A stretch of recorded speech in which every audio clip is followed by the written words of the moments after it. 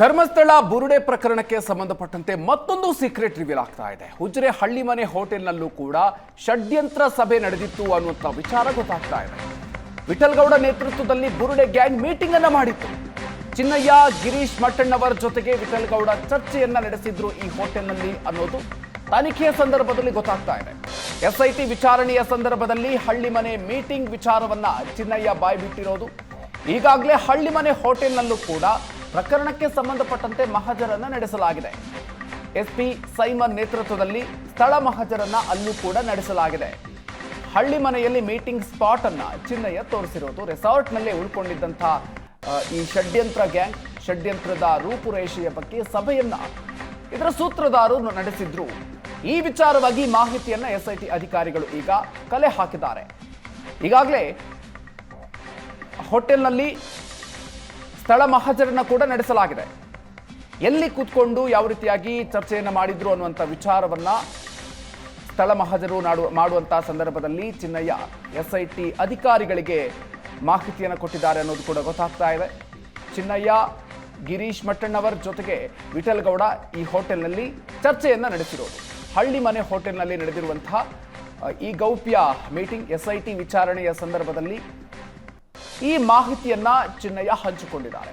ಈಗಾಗಲೇ ಹಳ್ಳಿಮನೆ ಹೋಟೆಲ್ನಲ್ಲಿ ಮಹಜರ್ ನಡೆಸಲಾಗಿದೆ. ಎಸ್ಪಿ ಸೈಮನ್ ನೇತೃತ್ವದಲ್ಲಿ ಸ್ಥಳ ಮಹಜರನ್ನ ಕೂಡ ಹಳ್ಳಿಮನೆ ಹೋಟೆಲ್ನಲ್ಲಿ ನಡೆಸಲಾಗಿದೆ. ಹಳ್ಳಿಮನೆಯಲ್ಲಿ ಯಾವ ಸ್ಪಾಟ್ನಲ್ಲಿ ಮೀಟಿಂಗ್ ಆಗಿತ್ತು ಅನ್ನೋದನ್ನ ಕೂಡ ಈ ಸಂದರ್ಭದಲ್ಲಿ ಚಿನ್ನಯ್ಯ ಎಸ್ಐಟಿ ಅಧಿಕಾರಿಗಳಿಗೆ ತೋರಿಸಿದ್ದಾರೆ.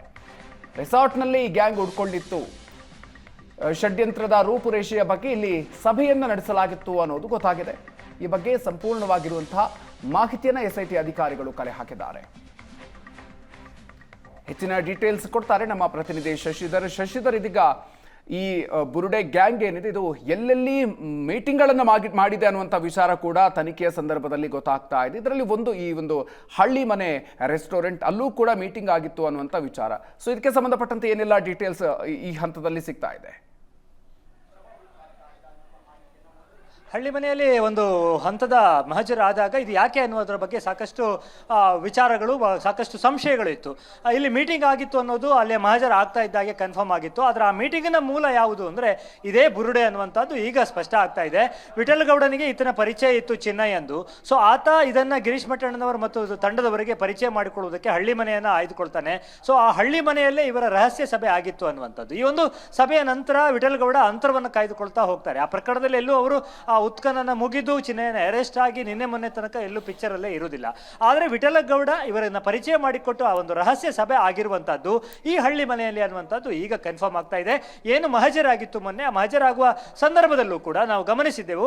ಅಲ್ಲಿ ಬಹಳ ಸೂಕ್ಷ್ಮವಾಗಿ ಎಲ್ಲಿ ಆ ಸಭೆ ಆಗಿತ್ತು ಆ ಕೋಣೆಯಲ್ಲೇ ಒಂದು ಮಹಜರನ್ನ ಮಾಡಿತ್ತು. ತಾನು ಇಲ್ಲೇ ತಂಗಿದ್ದೆ ಅನ್ನೋದನ್ನ ಹೇಳೋದ್ರ ಜೊತೆಗೆ ಆ ರಹಸ್ಯ ಸಭೆ ಕೂಡ ಅಲ್ಲೇ ಆಗಿತ್ತು ಅನ್ನೋದನ್ನ ಆತ ಬಹಿರಂಗಪಡಿಸಿದ್ದ ಅನ್ನುವಂಥದ್ದು ಈಗ ಗೊತ್ತಾಗ್ತಾ ಇದೆ.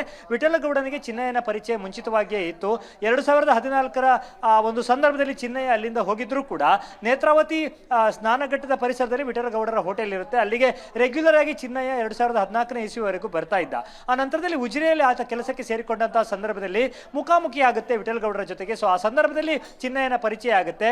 ಈ ಹಿಂದೆ ಸ್ನಾನಘಟ್ಟದ ಪರಿಸರದಲ್ಲಿ ಇದ್ದಂತಹ ಸಂದರ್ಭದಲ್ಲಿ ಆ ಶವಗಳ ವಿಲೇವಾರಿಯನ್ನು ಚಿನ್ನಯ್ಯನೇ ಮಾಡ್ತಾ ಇದ್ದ ಅನ್ನುವಂಥ ವಿಚಾರವನ್ನು ತಿಳಿದು ಈತನಿಂದ ನಮಗೇನೋ ಪ್ರಯೋಜನ ಆಗುತ್ತೆ ಅನ್ನುವಂಥ ದೃಷ್ಟಿಯಿಂದ ಆತನನ್ನ ಮತ್ತೆ ಪರಿಚಯ ಮಾಡಿಕೊಂಡು ಆ ಒಂದು ಚಿನ್ನಯ್ಯನನ್ನ ಈ ಒಂದು ಬುರುಡೆ ಗ್ಯಾಂಗ್ಗೆ ಪರಿಚಯ ಮಾಡಿರುವಂತಹದ್ದು ವಿಠಲ್ಗೌಡ ಅನ್ನುವಂಥದ್ದು. ಮತ್ತು ಈ ಒಟ್ಟು ಪ್ರಕ್ರಿಯೆಗಳು ಮತ್ತು ಇದಕ್ಕೆ ಸಂಬಂಧಪಟ್ಟ ಸಭೆಗಳೆಲ್ಲ ಉಜಿರೆಯ ಆ ಹಳ್ಳಿ ಮನೆ ಅನ್ನುವಂಥ ರೆಸಾರ್ಟ್ನಲ್ಲೇ ಆಗಿತ್ತು ಅನ್ನುವಂಥದ್ದು ಈಗ ಬಹಿರಂಗ ಆಗ್ತಾ ಇದೆ. ಈಗಾಗಲೇ ಅಲ್ಲಿ ಮಹಜರನ್ನು ನಡೆಸಿದ್ದಾರೆ. ಅಲ್ಲಿ ಬೇಕಾದ ಸಾಕ್ಷ್ಯಗಳನ್ನೆಲ್ಲ ಸಂಗ್ರಹಿಸಿ ಆ ನಂತರದಲ್ಲಿ ವಿಠಲಗೌಡನನ್ನ ಪೊಲೀಸರು ವಶಕ್ಕೆ ತೆಗೆದುಕೊಂಡು ವಿಚಾರಣೆಯನ್ನ ನಡೆಸಿರುವಂತಹದ್ದು. ಸೊ ಇಲ್ಲಿ ಏನಂತಂದ್ರೆ, ಯಾವಾಗ ಚಿನ್ನಯ್ಯನ ಬಂಧನ ಆಗುತ್ತೆ, ನಿನಗೆ ಬುರುಡೆ ಎಲ್ಲಿಂದ ಬಂತು ಅಂತ ಕೇಳಿರ್ತಾರೆ.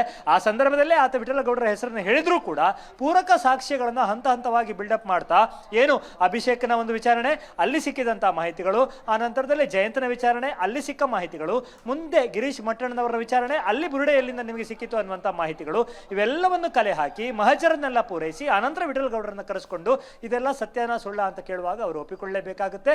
ಸೊ ಆ ದೃಷ್ಟಿಯಿಂದ ಎಲ್ಲ ಸಾಕ್ಷ್ಯಗಳನ್ನ ಇಟ್ಟುಕೊಂಡು ವಿಠಲ್ಗೌಡರ ವಿಚಾರಣೆಯನ್ನು ಮಾಡಿ ಸ್ಥಳಕ್ಕೆ ಕರೆದುಕೊಂಡು ಹೋಗಿ ಮಹಜರನ್ನ ಮಾಡಿ ಮತ್ತೆ ನಾಳೆ ಅವರು ತನ್ನ ಹೇಳಿಕೆಯನ್ನು ಬದಲಾಯಿಸಬಾರದು. ನಾಳೆ ಅವರನ್ನ ಏನಾದರೂ ಆರೋಪಿ ಅಂತ ಪರಿಗಣಿಸಿದರೆ ಆ ಹೇಳಿಕೆಯನ್ನು ಅವರು ಬದಲಾಯಿಸ ಬದಲಾಯಿಸಬಾರ್ದು ಅನ್ನುವಂಥ ದೃಷ್ಟಿಯಿಂದ ಸಾಕ್ಷ್ಯದ ರೀತಿಯಲ್ಲಿ ಸ್ಥಳಕ್ಕೆ ಕರೆದುಕೊಂಡು ಹೋಗಿ ಮಹಜರನ್ನ ಮಾಡಿರ್ತಾರೆ.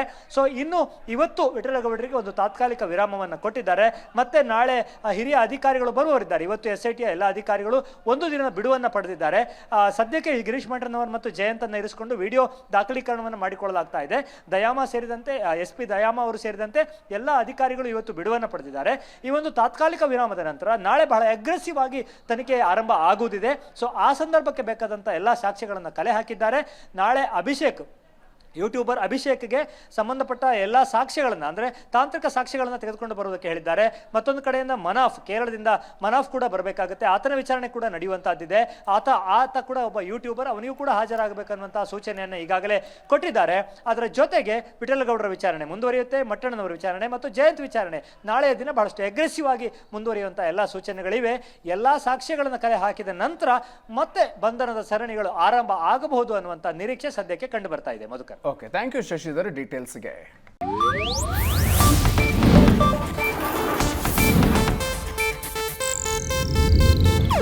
ಇದು ಏಷ್ಯಾನೆಟ್ ನ್ಯೂಸ್ ನೆಟ್ವರ್ಕ್ ಪ್ರಸ್ತುತಿ.